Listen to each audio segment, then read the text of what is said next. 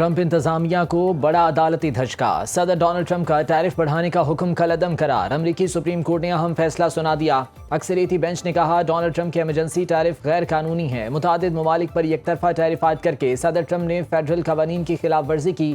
کانگریس نے ٹیرف لگانے کی واضح اجازت نہیں دی۔ صدر ٹرمپ نے اختیارات سے تجاوز کیا۔ عدالتی فیصلہ 3 کے مقابلے 6 ووٹوں سے آیا۔ امریکی صدر نے پاکستان سمیت متعدد ممالک پر ٹیرف عائد کیا تھا۔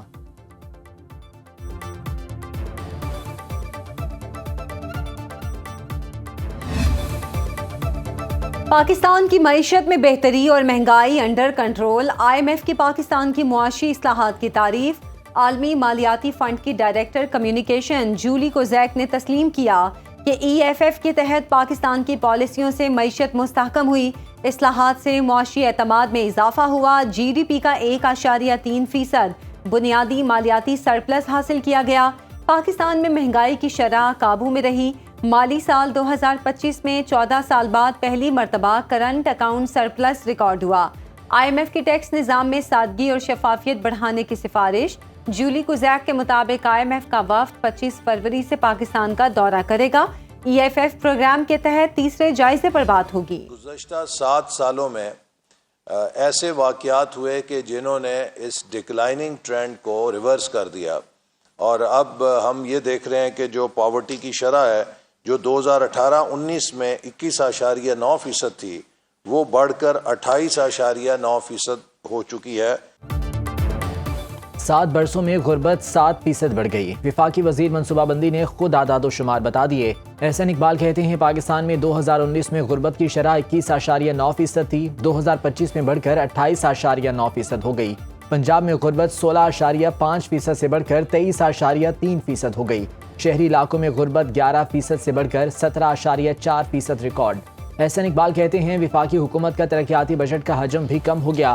غربت کے علاوہ عدم مساوات بھی بڑھی۔ بنیادی وجہ 2018 سے 20 کی معاشی بدحالی ہے۔ PTI کی حماقتوں کا خمیازہ پچھلے 5 سال سے بھگت رہے ہیں۔ IMF کے پاس خوشی سے نہیں گئے، مجبوری تھی۔ حکومت نے پہلے معاشی استحکام حاصل کیا، اب شرح نمو بڑھانے کے لیے اقدامات کر رہے ہیں۔ وزارت منصوبہ بندی کی غربت اور عدم مساوات پر رپورٹ جاری۔ بجلی اور گیس ٹیرف نظام میں بڑی تبدیلی کا پلان۔ اب بجلی کے استعمال کی بجائے آمدن کی بنیاد پر سلیب سسٹم متعارف کروایا جائے گا۔ نئے ماڈل کے ذریعے سبسڈیز کا تعین گھریلو آمدنی کے مطابق ہوگا۔ اصلاحات کو بین الاقوامی مالیاتی فنڈ کے ساتھ کیے وعدوں کی روشنی میں حتمی شکل دی جا رہی ہے۔ اس سے قبل وفاقی حکومت نے بجلی کے بنیادی ٹیرف میں کمی اور فکس چارجز میں رد و بدل کا فیصلہ کیا تھا۔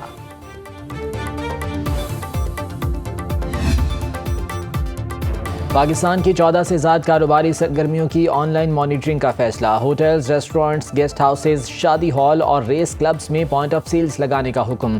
کوریئر اور کارگو سروسز کی بھی آن لائن مانیٹرنگ کی جائے گی۔ FPR کی جانب سے ڈینٹسٹ، فزیو تھراپسٹ، پلاسٹک و ہیئر سرجنز، ویٹرنری ڈاکٹرز اور میڈیکل لیبز پر پوائنٹ آف سیلز لگانے کی ہدایت۔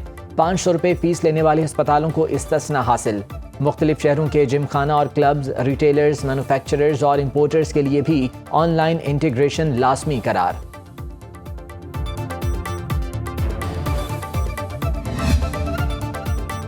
چیف سیکرٹری اور IG پنجاب کو 3 سرکاری گاڑیاں اپنے استعمال میں رکھنے کی اجازت۔ پنجاب حکومت نے افسران کے لیے نئی ٹرانسپورٹ پالیسی جاری کر دی۔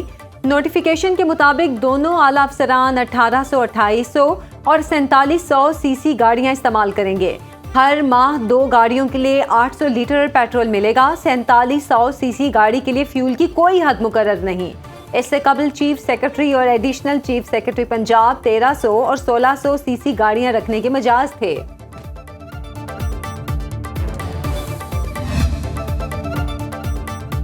قومی اسمبلی سیکریٹریٹ میں رواں مالی سال کے پہلے 7 ماہ میں 2 ارب 98 کروڑ 65 لاکھ روپے خرچ۔ مجموعی بجٹ 6 ارب 35 کروڑ 88 لاکھ روپے تھا۔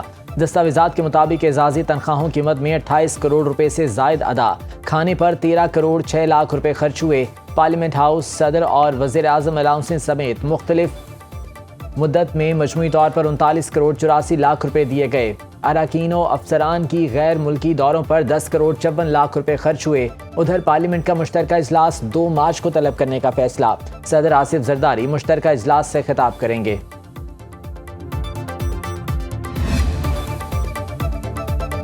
وزیر اعظم شہباز شریف کی امریکی وزیر خارجہ مارکو روبیو سے ملاقات۔ مارکو روبیو نے غزہ امن منصوبے میں معاونت اور بورڈ آف پیس میں شمولیت پر پاکستان کے کردار کو سراہا۔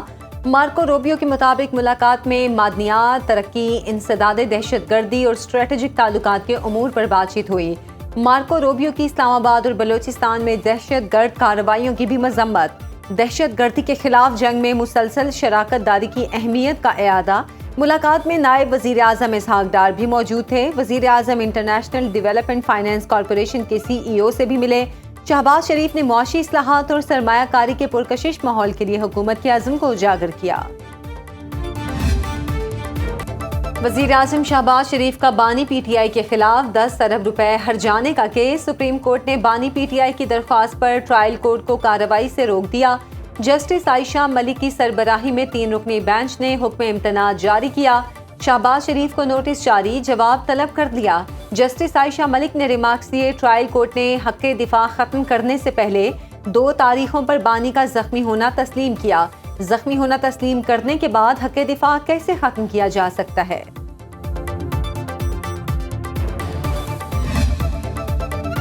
کوٹ لکھپت جیل میں قید PTI کے رہنماؤں کی رمضان میں احتجاج مؤخر کرنے کی اپیل۔ میڈیا کو لکھے گئے مشترکہ خط میں صدر مملکت آصف زرداری کی جانب سے بانی PTI کے خلاف بیان بازی کی مذمت، قید رہنماؤں کی تحریک تحفظ آئین پاکستان سے پارلیمنٹ میں بھرپور سیاست کرنے کی درخواست۔ خط میں لکھا کہ ملک میں بلدیاتی انتخابات کے لیے تنظیم کو نچلی سطح تک لے کر جائیں۔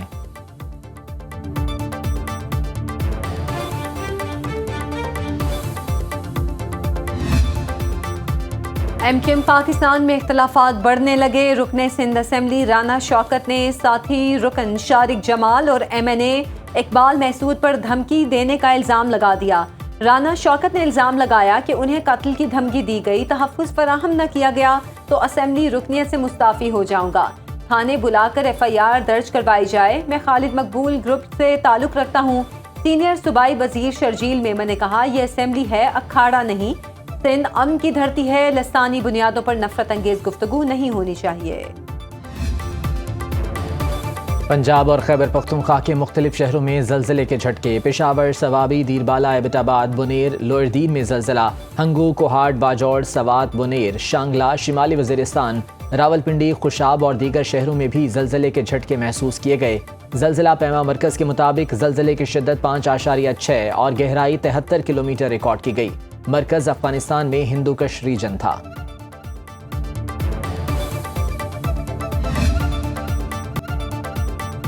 رمضان المبارک کے پہلے جمعے کے موقع پر مسجد الحرام اور مسجد نبوی میں روح پرور مناظر۔ مسجد قبلتین اور مسجد قباء میں نماز جمعہ کی ادائیگی۔ 20 لاکھ سے زائد فرزندان اسلام اللہ کے حضور سجدہ ریز ہوئے۔ رحمت، برکت اور بخشش کی دعائیں۔ سعودی ولی عہد محمد بن سلمان کی مسجد نبوی آمد، روضہ رسول صلی اللہ علیہ وآلہ وسلم پر حاضری دی۔